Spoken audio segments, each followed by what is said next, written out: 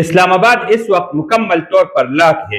سڑکیں سنسان، security red alert پر اور فضاؤں میں ایک عجیب سی خاموشی ہے، لیکن اس خاموشی کے پیچھے ایک بہت بڑا طوفان یا شاید ایک بہت بڑی خوشخبری چھپی ہے۔ کئی دنوں سے جاری افواہوں، تناؤ اور غیر یقینی کی کمر ٹوٹنے والی ہے، کیونکہ ایرانی وزیر خارجہ عباس عراقچی اپنی ٹیم کے ہمراہ اسلام آباد پہنچ رہے ہیں۔ دارالحکومت کے ریڈ زون کو قلعہ بنا دیا گیا ہے۔ حکومت نے اہم ہوٹلوں کو اپنی تحویل میں لے لیا ہے اور کاروباری زندگی معطل ہو کر رہ گئی ہے۔ ملک بھر میں یہ سوال کیا جا رہا ہے کہ آخر اسلام آباد کو کیوں بند کیا گیا ہے؟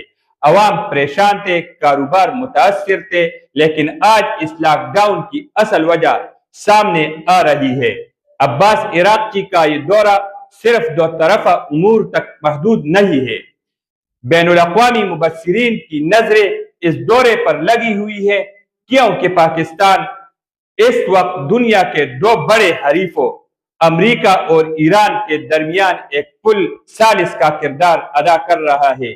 ایران اور امریکہ کے درمیان سیز فائر میں غیر معینہ مدت تک کے لیے توسیع ہو چکی ہے، لیکن اب اصل معرکہ اسلام آباد میں ہونے جا رہا ہے۔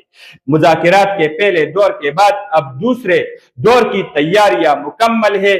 باضابطہ اعلان کا انتظار ہے۔ عباس عراقچی کی آمد اسی بڑے مشن کی کڑی ہے۔